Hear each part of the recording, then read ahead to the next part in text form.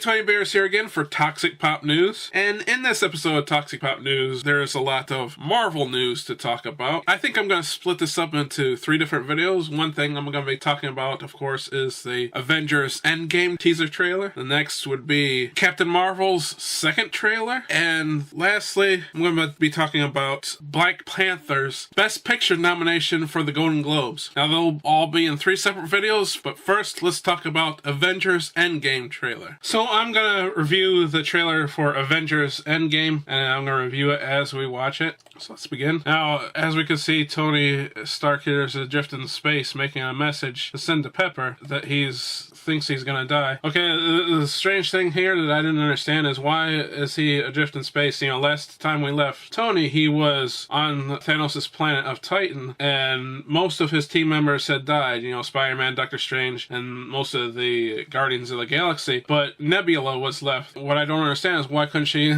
give him a ride to Earth? But I guess we'll find out. So Tony thinks he's about to die. You know, he's running out of food, water, and oxygen. So he's sending this message to Pepper in hopes that she gets it. I assume that eventually Tony will die in this movie. That's my prediction. But I don't think he's going to die this way. This is not a very heroic way to die. I'd like to say this is a very bleak trailer. It has a very specific emotion to this trailer. And I'm going to eventually compare this to the Captain Marvel trailer, where the tone was not really established very well, in my opinion. Or at least Brie Larson didn't emote very much and didn't give her emotions. We can see here Robert Downey Jr. is really acting his butt off here, showing how desperate he is. Let's continue here. So you can see, you can feel the emotions he's having here. He thinks he's dying or will die, and it's a sweet message he sends to Pepper. He even turns off his helmet like he's gonna be the last time. Here's the logo disintegrating, which looks pretty cool. Okay, right there is Thanos' Scarecrow using his armor, which is straight out of the comic books. By the way, I am rereading Infinity Gauntlet, so yeah, this is from the end of that. Okay, they show Thanos walking here, and it's kind of like the scene from Gladiator, where he's walking in the wheat fields. I wanted you to notice that he's limping. It's like he's a little bit down himself. I mean, I think the Avengers, or at least Thor, did actually do some damage to him. Again, I don't understand why don't he just use the gauntlet to heal himself, but okay. There's the Avengers headquarters, and we hear Black Widow talking. You can see that tear coming down Chris Evans' eye. You can see his emotion. And again, I go back to the Captain Marvel trailer where Brie Larson didn't show much emotion at all. Again, we see here Bruce Banner looking at the people who he thinks have died, and he's showing his emotion too. You got Scott Lang and Shuri there. Of course, we'll find out Scott Lang didn't die. And right there's Peter. And here's Thor. This is kind of strange too. He's in like normal clothes, which is kind of odd to see sometimes. So showing his emotion again. He looks cold too. Okay, here's Nebula on Milano. I think it was the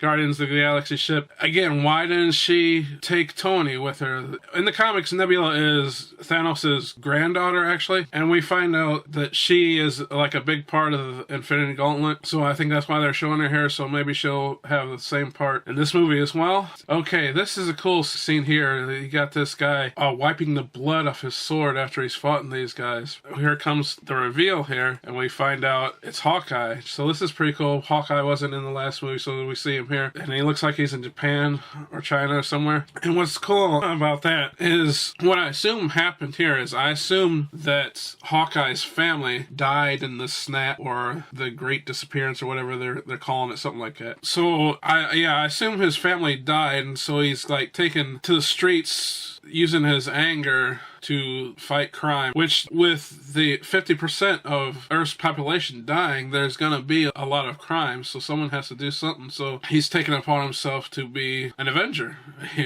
avenging evil. And his character, I believe at this point, is called Ronin, which kind of makes sense since he's in Japan or China or somewhere here. So that'll be interesting. Like I said, I think he is so distraught by his family dying that he's taken to fighting crime on his own. So I'll be curious to see what will be his role in all this. Everybody knows that he's not the most powerful Avenger, so how is he going to fit in and help his other teammates? So let's continue. Captain America seems to be back in his Winter Soldier stealth uniform, so personally I don't like that look for him, but that's okay. And he shaved his beard, so my sister, by the way, really liked his beard, so she's sad to see it gone, but oh well. Captain America to me is always, you know, the clean-shaven Boy Scout look, So, and he's looking at Peggy Carter and his compass or whatever it is, a picture of her. So it'll be interesting. This movie is said to have time travel in it, so we'll see if we see her alive again or not. So see what happens. I like that line, you know, again, more emotion, unlike Captain Marvel, because he doesn't know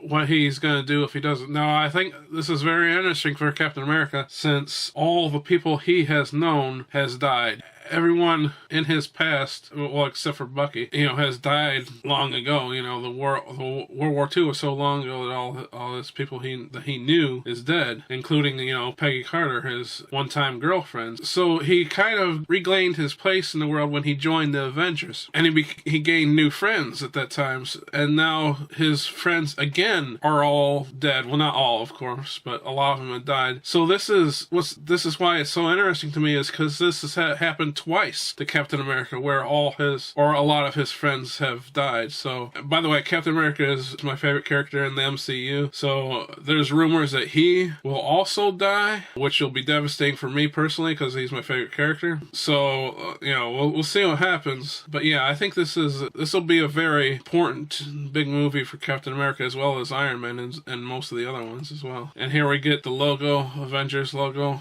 And it's all broken up, you know. And we get Avengers, and we see the hidden title for so long, Endgame, which, it's a mad title. I'm not sure I like it or not. And we get to see Scott Lang, which is great, because he's one of my other favorite characters. And for those of you who've seen Ant-Man and Wasp, or those of you who haven't, spoilers, he survives, but Wasp and, you know, the original Ant-Man and Wasp all disintegrated in the snap, and he was caught in the quantum realm. And this is after that, so I don't know how he got out of the quantum realm, so I'd love to see how he gets out. So I'm predicting that he will actually have a much bigger part in this movie. Of course, he wasn't in the first one, but a big part in this plot and time travel, and I think the quantum realm will have a big part in this movie, I'm predicting. So I think he's going to be one of the bigger names. That he's going to be very significant to what they do, which is great. I would love to see Ant-Man. It says April. They moved it up, so that's pretty cool. So, you know, that's it for